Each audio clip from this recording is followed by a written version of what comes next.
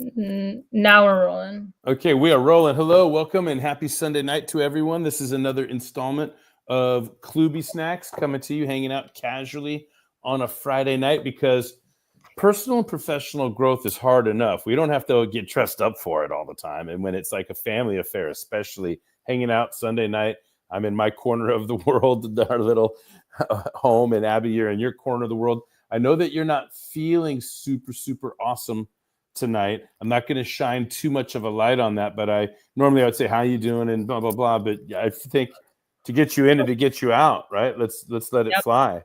So just to set the table, we are in Klooby Snacks. In Klooby Snacks, I'm gonna well, I'll just keep it going for the sake of speed for Abby. We have 52 of these, so this is week 9, and we broke them down into 4 baker's dozens, and they are loving flavored, ego flavored, discipline flavored, and integrity flavored. So we've got tonight and then 4 more to go in the loving flavored section. Let's see, Sue is coming on board all the way from Australia. We can see you, Sue. And, first of all, what is a Klooby Snack? Originally, it's the name that I gave to my wife's homemade cookies. Her cookies are so good. I saw people's faces, and I branded them Klooby Snacks. And I got a little jelly, I guess is what the kids may say, right? I wanted my own Klooby Snacks, so my motivational quotes grew into them. I started actually, having motivational quotes, originally authored motivational quotes that were actually good enough, and I had enough of them, and I saw people taking them seriously and asking me to stop so I could say it again. Hey, say that again, and writing it down. And I got confident about how good these Klooby Snacks are, but never as confident as I was when Abby helped me get from over 100 down to 52. And then started responding to them. So that creates this project here. This is several years in the making. And I say that because tonight's Klooby Snack number 9, is really from the land of nonverbal communication. But it shows up in the loving flavored section for good reason that we'll discuss momentarily. First of all, before we get into the reading of tonight's Klooby Snack and Abigail's reading of her journal style response to the Klooby Snack, Sue, welcome. I want to honor your presence and the time that you took to be on board today, all the way from down under in Australia. Sue, have you anything to say or ask before we get into it tonight? Oh, it's nice to be here. I've missed a few weeks. So, yeah, unfortunately for me, it's Monday and a normal work day. So, yeah, it tends to often be a few clashes, but I'm here. So it's good. Okay. All right.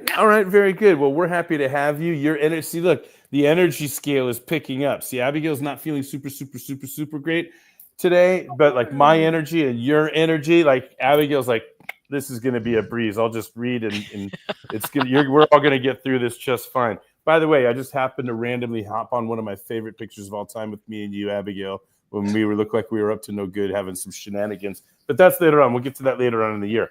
Let's go ahead and get into it. This is going to be Klooby Snack number 9 tonight. And by way of review, I'm going to go ahead and screen share. That's what I'm going to do so we can do our little review of this. Like, how did we get here? Okay.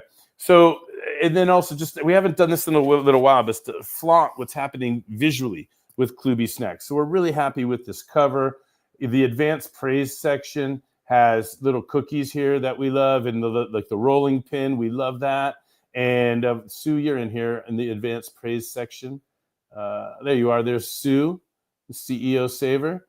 And then what comes after that? Well, what comes after that is the menu. We like the way the menu is styled, so you can see the 4 baker's dozens and just little snippets. It's a quiet little thing that I'm proud of, but I'm making mention now. I didn't have time in the menu or a table of contents to write out the entire Klooby Snack. So it was a little, micro project to find the wording that like would capture the snack, like mysteriously, like be attractive enough in the table of contents to make people want to read it without giving it all away, but fitting it in. That's just a little thing that was fun about this project. And then the dedications, and of course, this is another like super fun thing, the recipe. It's the foreword to the book is just a recipe for cookies.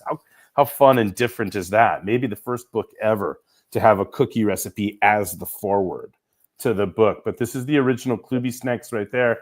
And of course, I wrote a bunch of lovey-dovey daddy-daughter mumbo-jumbo here in the introduction before we get into the first section of the book, Loving Flavored. So as a point of review, in week number 1, the snack was when you really need to keep it all together, love is the best adhesive. And Abigail wrote a journal style response to all of these, of course. Then number 2, I will always love you more than I will ever miss you. It's a really heavy snack that we could keep talking about to this day, in addition to the really valuable conversation we had all those weeks ago. Then if it were up to me, there's a fun one, tongue-in-cheeky. If it were up to me, it would be called profrontation, right? It's like along the lines of the only way out is through. And sometimes, why do we need to keep talking about it? Well, because it's not resolved yet, right? Very, and there's more to say about that one as well.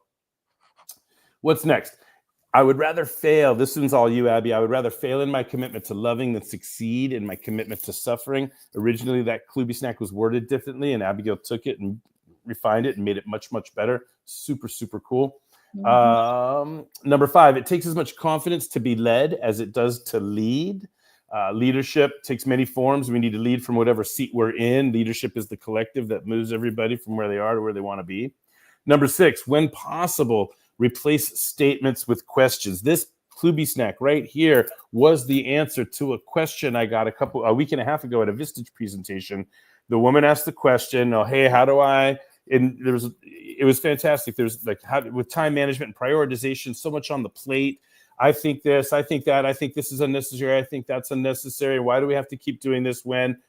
Questions. Replace the statements with questions. She said, oh my God, it changed her entire approach to this big burden on her schedule. And she felt empowered professionally to actually make progress and do something about it and get it off of her plate. But questions are an invitation where statements are a press upon.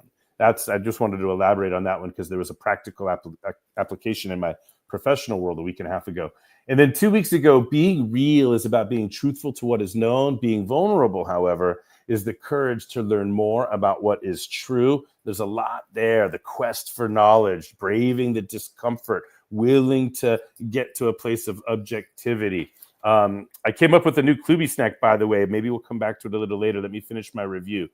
Last week, we talked about everybody being important if we take the time to know their importance. This was timely for me personally because it comes at the time in the semester at San Diego State where we're teaching critical thinking and the barriers to critical thinking. So the original form of this Klooby Snack was when teaching self-interest, I would always say everything is interesting except what we fail to create an interest in. It's not the thing that's dumb or boring or stupid or lame or a waste of time. We are. Everything has its value if we pay attention and we decide and we choose to make meaning in that way for things and people, etc. So Abigail, your anecdote in response to this last week was brilliant and timely and beautiful and mature, and something I felt feel the world overall really needs is different people on different ends of political spectrum sitting together, talking together, and making space for each other. It was beautiful the way that you shared that story last week. And so that brings us to where we are today. And I'll just keep it up visually and let you take it from here. Are you ready, Abigail? Yep. All right. So number 9, and this is a favorite. This is born in the land of nonverbal communication, but it shows up here in the loving section, and we'll discuss why after Abby reads her journal style response. But here we go. How you're saying what you're saying is what you're really saying. Abigail, take it away. When my siblings and I were younger, I was a proud tattler.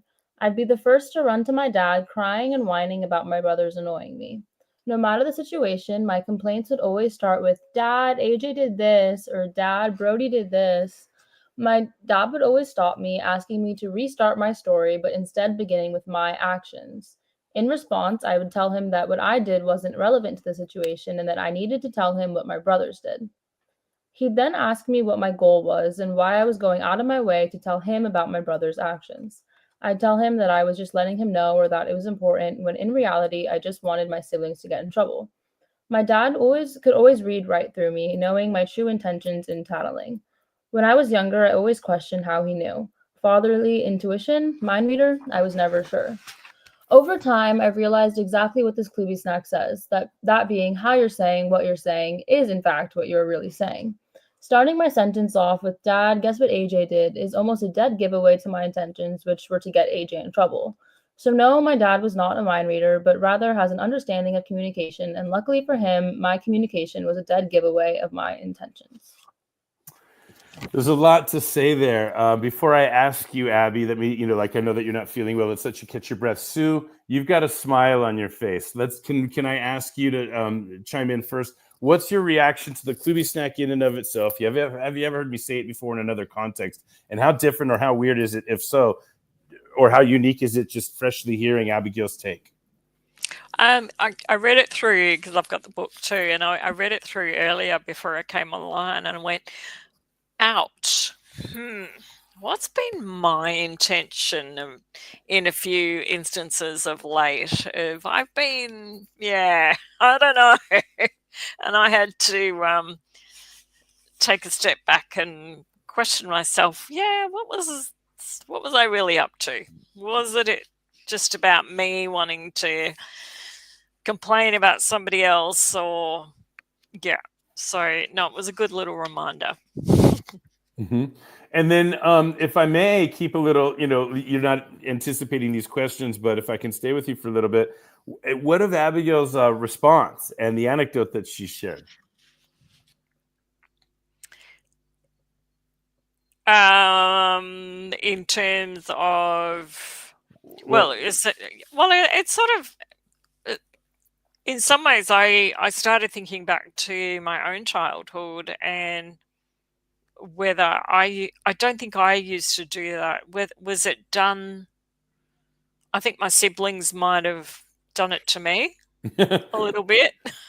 I mean, even though I'm the eldest, I was pretty gullible and I was fair game for them. So I probably I was totally the one among my brother and I was totally the one that went to mom and dad to tell them what my brother had did. And, I was, it's like Abigail and I are very, very similar. Abigail, let me, you're here. Let me just, before, let me ask, I don't want to make you talk more than you want to talk because I know that you've got a little bit of a headache. Hopefully the aspirin's kicking in and you're good, but only, just let us know. But I'm always curious to, number one, would you answer that same way now? Would you? And let me put it on the board here, by the way, or let me get it visible, the banner for the Klooby Snack, right? Would, how you're saying what you're saying is in fact what you're really saying. So would you respond the same way now? Same to this? Would you respond differently? That's one question. And then the other thing I'm always interested in is this is one of these pieces of the book where, dad gets a little love here. You know what I'm saying? Where you're like, you're admitting something, or you're giving me, you're recognizing of mine, or it's not, you know what I mean? Like there's a little dose of right on, chalk one up for dad here. So would you answer the same? And what is it like, the process of just objectively writing about these truths without feeling like you got to defend yourself or win? But it's like, was it healthy to just, say, hey, dad's got communication skills and Okay. Bring you back into your original question. Yeah, well, there's two. Yeah, there was a lot, but the first fun fact: this was the first Klooby Snack that I ever wrote out of all of them. It was the first one that I wrote, and I remember that. And I would, if I was writing it now, I think I would say something different about something that I've been thinking about recently is when you're asking people questions. I've noticed a lot of the question is phrased. The way that somebody asks you a question, you can tell how they want you to answer. It's guiding you towards, you know what I mean? I've noticed that a lot recently with tone or wording or whatever. Questions can be very condescending or I don't know. I've thought a lot about that. And I think that if I was writing about this now, I would write something about asking questions and in different ways, the way I ask questions when I'm doing an interview. If I'm looking for an answer and I'm trying to get a certain answer out of somebody, or a certain quote from somebody, then I'll ask a question in a specific way. Or if I'm trying to get somebody to admit something, then I'll ask a question in a specific way. So I think I would say something about the phrasing or tone with asking questions. But this is the first one that I wrote, and I do still agree with what I said. There was a lot of I was always so confused as to how you always knew that I was trying to get my brother's in trouble. I was how does he know? And I didn't know if you would if like before I would always go talk to you, I'd be like, I'm telling dad. And I was like, did he hear me say that? Like, I don't know. I was always just so confused. Like, how does he know that I'm just trying to get them in trouble? But it was because I was very clearly just trying to get them in trouble. So well, he's okay. by that. All right. So this is cool, right? So you're kind of like what you just said leads into. We'll come back to the other question in a little bit. But what you were saying, it leads into what I kind of want to share on this one, right?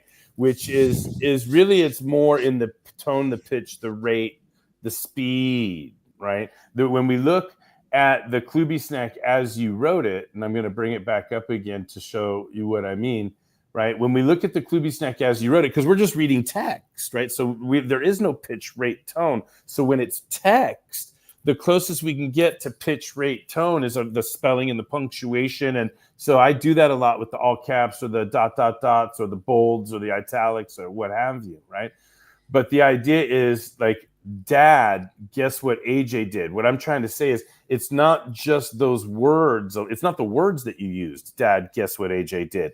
It's everything else. It's how they were delivered, the speed, the breathing, the inflection, you follow? So that's why I say this comes from the land of nonverbal communication. Now, to make my silly point, let me put this banner up. If everybody can see, John loves Mary. The words don't change, but the meaning does. Watch me change the meaning on John loves Mary. Here we just by change. I'm not going to change the words at all.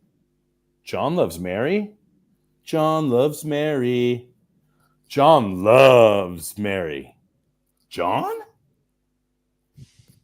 loves Mary?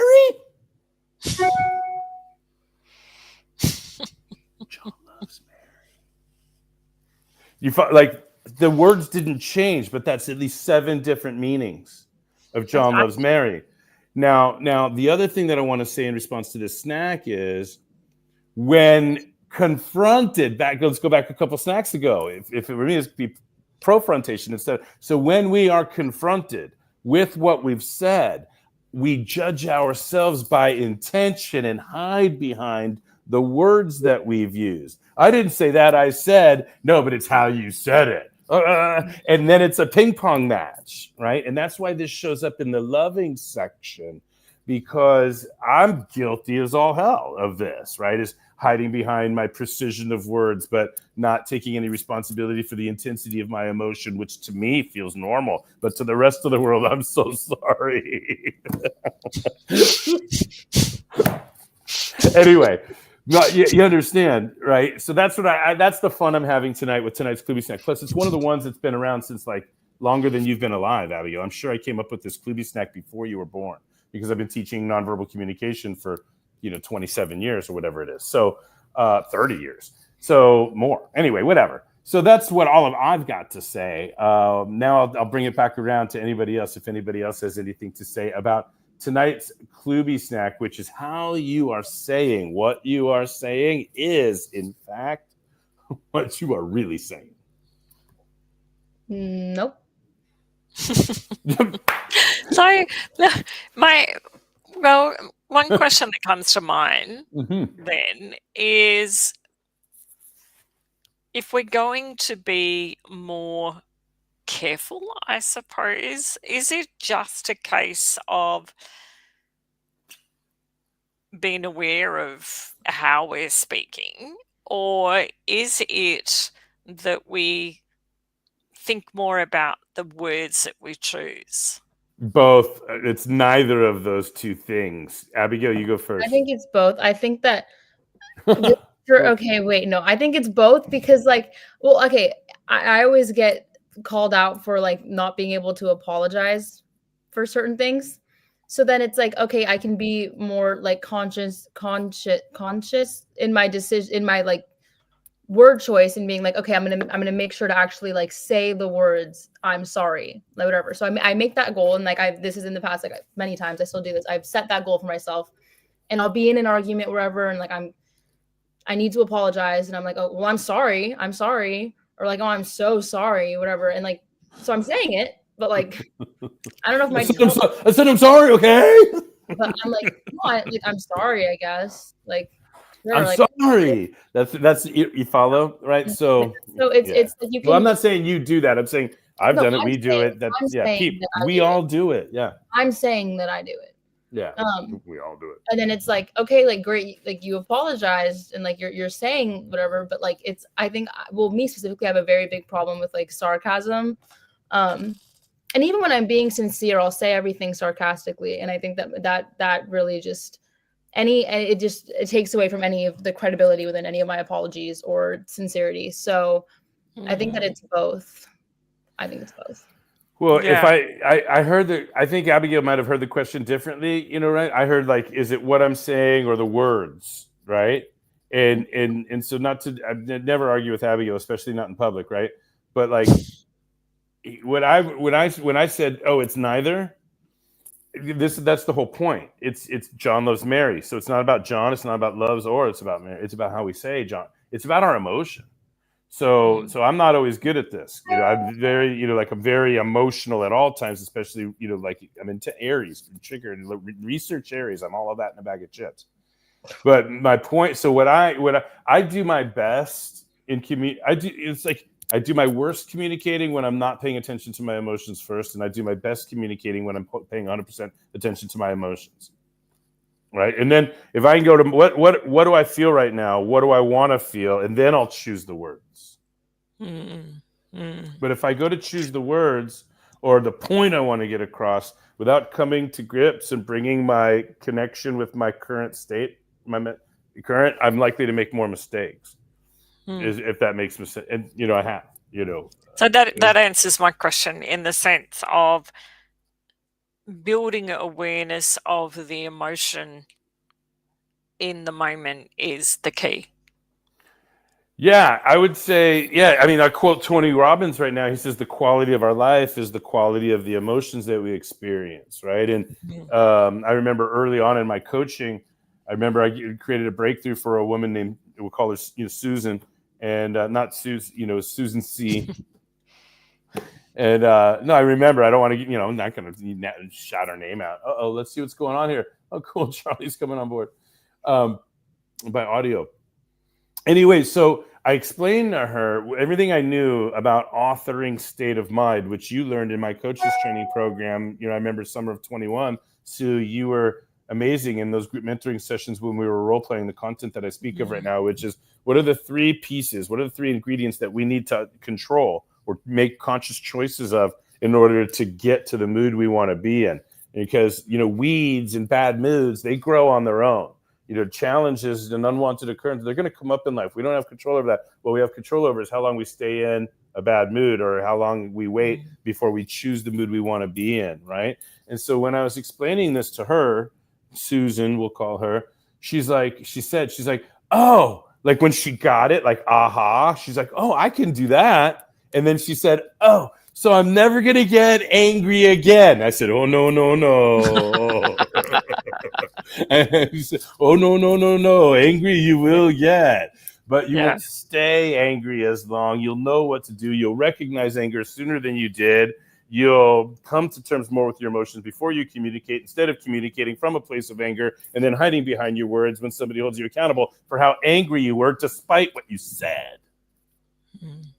Any word is just the Trojan horse to be angry. If you're angry, any word we can get to, anyway. You know what I'm saying? Yeah. So that's where I was coming from. Is it's not like the content or the word choices so much. To me, the best place to focus on is hard because we're emotional creatures. Now, there's a book, I'm quoting people, right?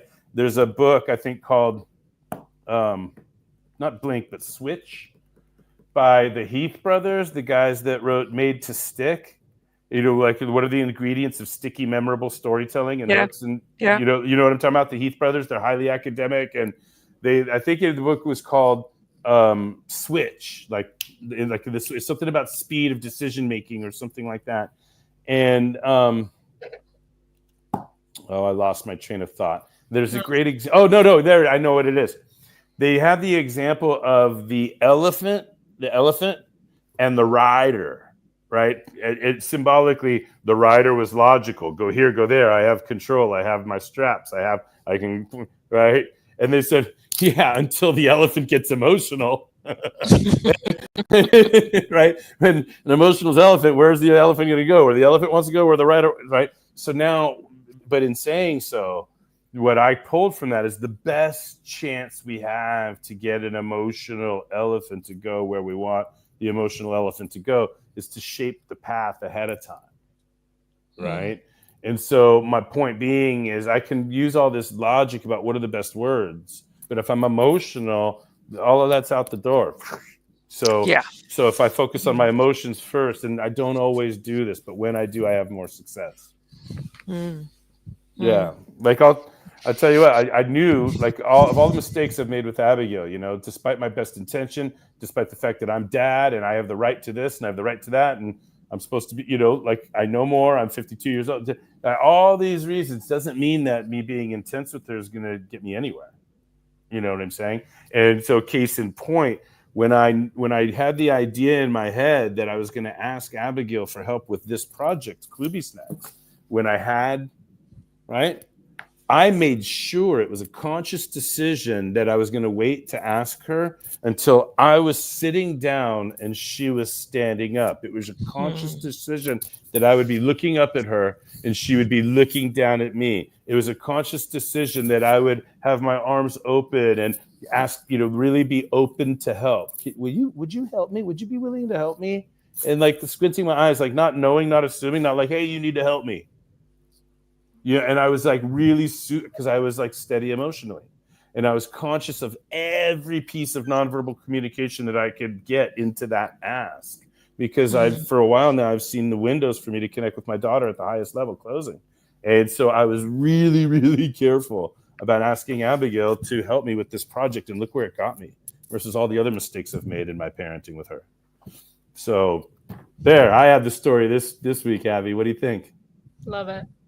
Well, it loves you too. It loves you too. It's mutual.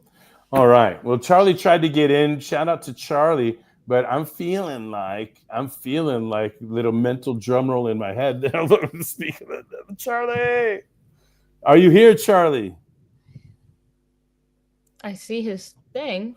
Yeah, you guys want to hear Coming up as audio only. Here comes my Charlie Hello, impersonation. Hello, Coach Jeff. how are you? Charlie, you sound sick. What's going on, man? You need to get back to bed. I can tell. I could name that state of health in 3 notes. I am in bed as I speak. I've been listening on the phone. Oh. Yeah. You sound. I applaud the effort, Charlie, but I feel, you know, unnecessarily guilty here, man. I think that you need. No. You have a burning comment that you need to share, a burning question that you need to ask? Coach Jeff, I'm actually still dazed under meds. I'm just listening in here. So. Oh, okay. Well, okay. Well, You're doing a great job of just listening in. No, I had to say that. Last call. Here we are. We made it. Last call for comments, questions, jokes, riddles, limericks, haikus, or expressions of gratitude. We made it. No. We just show up, Coach Jeff. You drag me out the bed, I'll just show up. Yeah, it's half the battle, Charlie. We love you, and for whatever, you don't have to explain, but for whatever ailment the meds are for, may you and the meds win. Okay. Having said that, my love to you, Sue. My love to you, Charlie, for sure.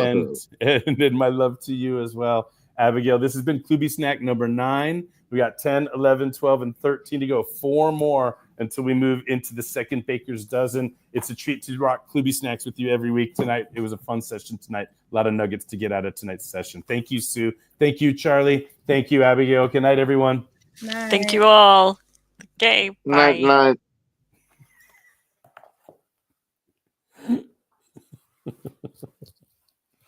Oh, my God.